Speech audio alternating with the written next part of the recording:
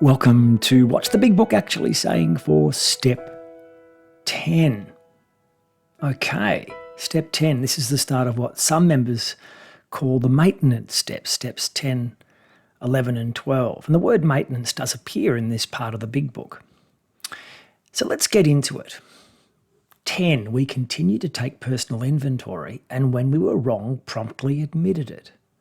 That sounds like stuff we've covered before, right? Let's see if that's the case.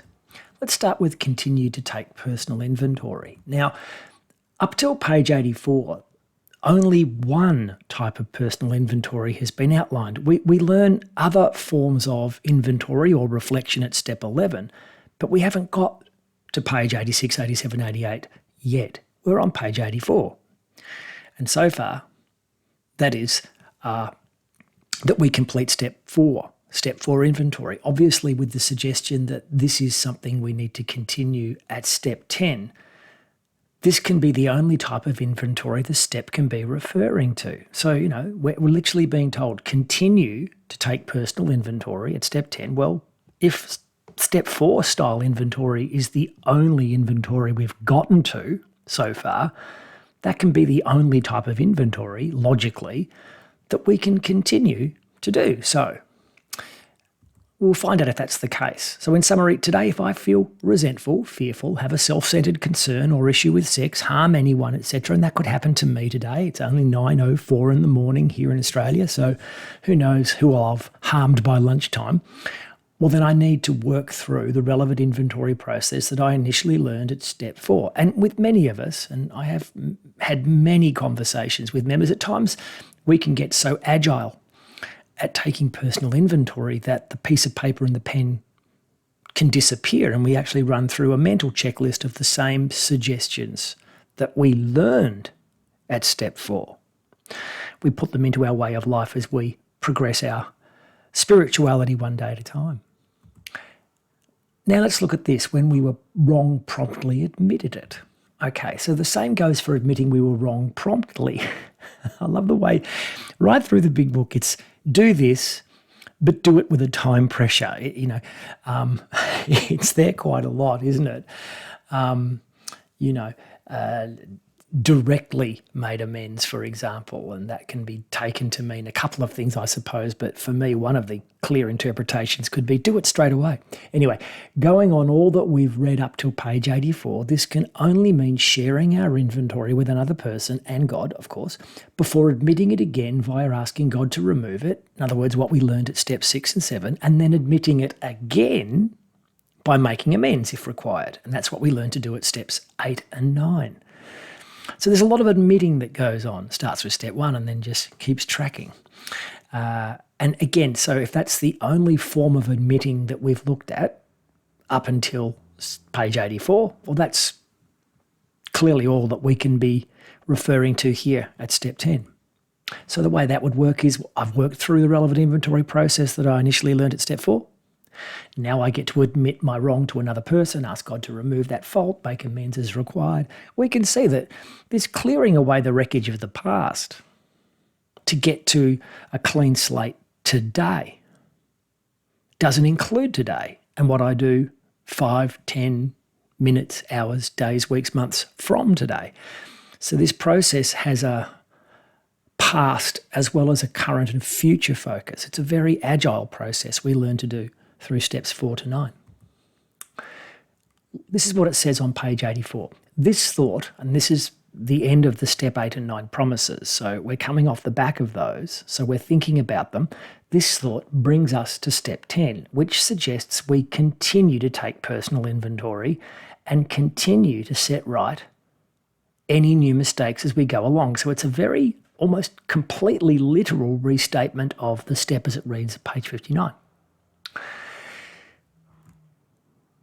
So let's just check, okay, from what that one single little sentence, and we'll do another check later on. Today, if I feel resentful, fearful, have a self-centered concern or issue with sex, harm or anyone, yes, okay. Tick. We work through the relevant inventory process that I initially learned at step 4. Well, yes, it's suggested there. Tick. Admit wrong to another person, ask God to remove that fault, make amends. Well, that's part of what we've learnt to do, and we set right any new faults or any faults at all. We know how to set things right now. So clearly, this is what's being suggested. Now that you've learnt to do this stuff to clear away the wreckage of your past, now use it for the rest of your life to clear away the wreckage of the present and the very recent past and potentially even the future. All right, so by that I mean at times we start to get very good at not harming others by thinking about, well, I've got a meeting in half an hour. That person drives me crazy. Maybe I'll pray for them as if they're a sick person before I start to feel resentful. So it's an interesting thing. We just get more agile with these ways of thinking and ways of being and doing that we learn initially at steps 4 to 9. The big book continues this thought, the end of second paragraph. We vigorously commenced this way of living as we cleaned up the past. A way of living as we cleaned up the past. So we started, as I've just said, we started by cleaning up the past.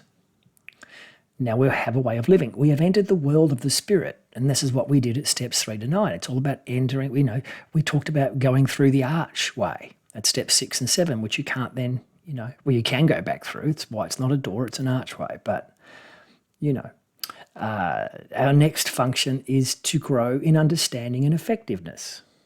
This is not an overnight matter. So yeah, we call them the maintenance steps, but to be honest, perhaps we should more effectively call them the understanding and effectiveness growing steps. Step 10, 11 and 12, whatever you call them. And even maintenance has an continuous improvement focus if you want to see it that way. Doesn't matter what we call them. What we're doing is we're growing a new way of life by reapplying the things we learnt as we were clearing up our old way of life. And this is obviously the point. Okay, it's not an overnight matter. I wish it was, but it's not.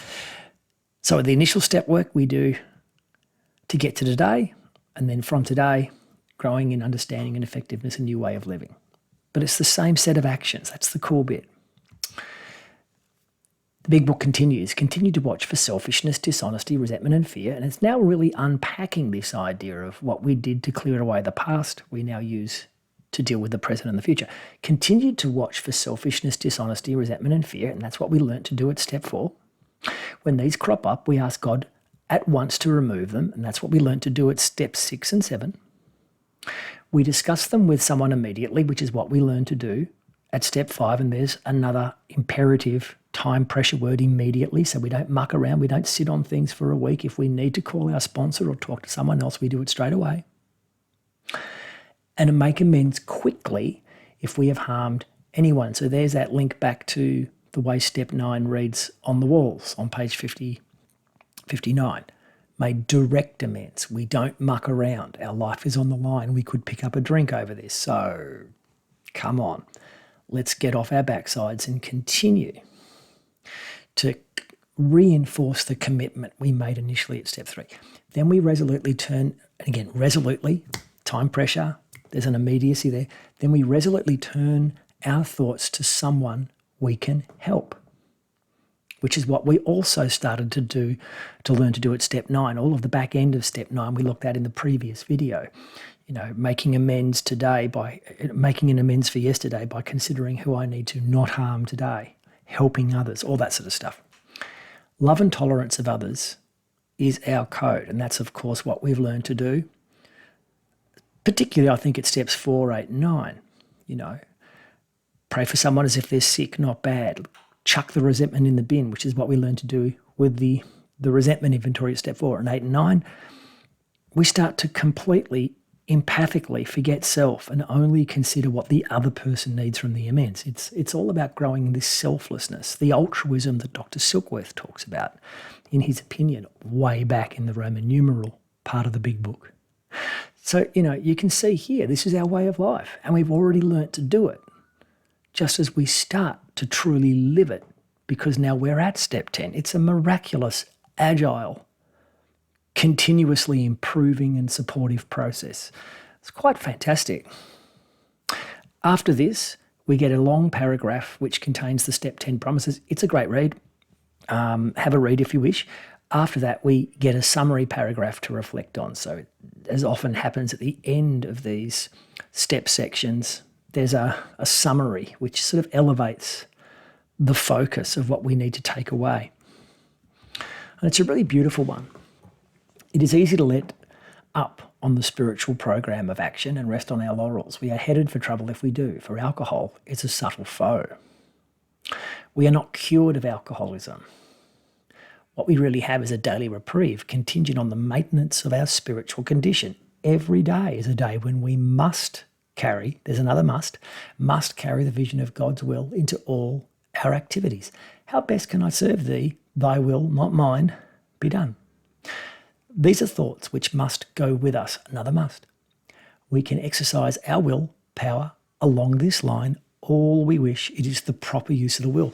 There is so much reinforcing information and new information and empowering information in this paragraph. It's almost like, especially in the second half of it, these are things that we haven't shared with you because we don't feel you may have been ready, but now you are because you've completed step 9 or you're doing step 9. I mean, I think with most of us, we start at step 10 while we're making amends. You know what I mean? Like, because it can take some time to sort of set up the appointments and sit down with people. I know for me, and this is just an individual member of AA speaking, I started doing steps. It's not as if I took a 6 months off to make all my amends and then me and my sponsor started reading this section. No, there was a crossover. But I did a few amends initially before we looked at it. Anyway, what's interesting is that, in the previous steps, the way they're written, it's the members sharing what they did. But now it's the members of AA, the writers, sharing what they do. And the tense is now present. But there's more wisdom and insight here. So let's go through various bits of this.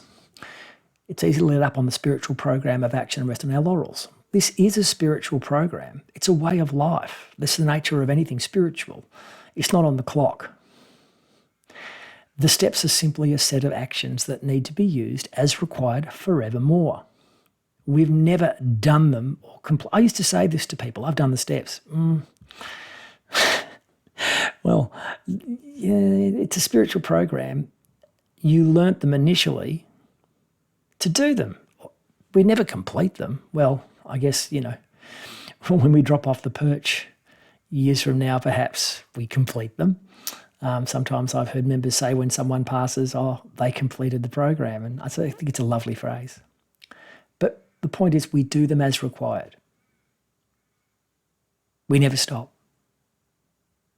So I stopped saying I've done them or I completed them. I now just go, I'm living a way of life that is spiritual based on what I learnt when I did the steps. We are headed for trouble if we do, for alcohol is a subtle foe. We are not cured of alcoholism. What we really have is a daily reprieve contingent on the maintenance of our spiritual condition. Now, whichever members started saying alcohol is not mentioned after step 1 in the big book, do you know that alcohol's not even mentioned after step 1? It's not true. They've clearly not noticed references such as this one. Alcohol and alcoholism are mentioned a lot right across the big book. It's why we do the work. I don't know if I mentioned this in earlier videos, but one phrase that I've never understood in Alcoholics Anonymous is, when members go, alcohol was not my problem, it was my solution. Well, the whole point of the big book and the step work that we do, this search for God, so we stop drinking, is to recognise the opposite of that. Alcohol is my problem. Because every time I had one drink, I got smashed and I was drunk and sober so much. Sorry, drunk and hungover so often that I couldn't maintain my normal life and it became unmanageable. That seems like a problem. An allergy to something is a problem. And the second part of that phrase, alcohol is not my solution, not my problem, it's my solution, is, well, what did it actually solve? You say it was a solution, but was it? Why are you in AA if everything got fixed? Why are you here? And it's so important that we look at what the big book is actually saying, because this is the vital storehouse of the information and suggestions that are keeping so many of us free of a drink and in a fit spiritual condition. So if we look at the other side of this, what we have is a daily reprieve contingent on the maintenance of our spiritual condition. A part of that, I feel, for me, is to humble myself to every suggestion and expression in this big book, to believe what it is saying no matter what. But then again, that's just me. That's not a conference-approved suggestion. We move on. Every day is a day when we must carry the vision of God's will into all our activities. How can I best serve thee? Thy will, not mine, be done. What a lovely repeating of the step 3 and 7 prayers, now distilled in the key essence of each. See, that's what's lovely about this version of this idea of, well, I want to humble myself to you. I want to do, what can I do for you and others today? What is your will for me? It starts off being, very overhead at step 3 and then very specific at step 7. But now it's like, well, we've learnt so much about this, we can actually just cut to the chase. And how can I best serve thee? Thy will, not mine, be done. So this is the prayer I utter most mornings. I would love to say every morning, but it's a program of rigorous honesty. So that's a lovely reiteration there of why we're doing this.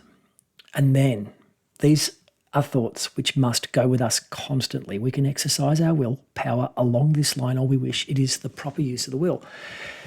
Now, I have heard many members in many meetings say that, here's a long list of all the things I'm a powerless person. I have no power. But again, if we look at what the big book's actually saying, it's saying the exact opposite. I mean, I always remind myself of all the people I harmed, and everyone I harmed, drinking or sober, shows that I have power. I have the power to annoy people. I have the power to let them down.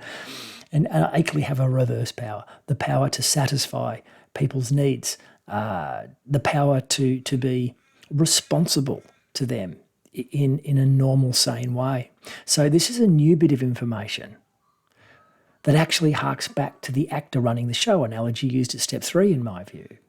The idea of you may mean well, but you're a control freak. Back off. But here, because we have this relationship with God, we can start to hear what God wants us to do. It's okay to use your willpower, energy and talent, etc., to God's bidding. To do God's bidding. Just make sure it isn't your own. Yes, that's right. We might be powerless over alcohol, but we are powerful in many other ways. And as we step forth into the sunlight of the Spirit with an imperative, and we'll read this at step 12, an imperative to help the next alcoholic, to give up our time and our talent and our energy to carry the message, and then go into our future lives with all the talent and intelligence that we have and use it to assist someone else, to assist God. Well, that's all about our power, and we've got to drop this idea that we lack it. We are full of power, and then under God's direction, we now have the missing bit, which is point me and shoot me, God, because I'm sick and tired of pointing and shooting myself in the wrong direction. I love this wonderful assertion that as we step into step 11, which is all about how we set up and carry out our day under God's guidance, we walk into it full of a notion that, man, I am finally ready to achieve my potential through doing God's bidding. This is the way my sponsor said it to me when we first started our step work. The very first thing he said to me when I sat down on his couch for our first step session is, you are about to achieve your full potential. And that's what this is all about, unleashing the beast within. But it's a beautiful beast rather than a raging one. But we all have one, and that's the point being made here. So on that deliberately motivational note, have a happy sober day.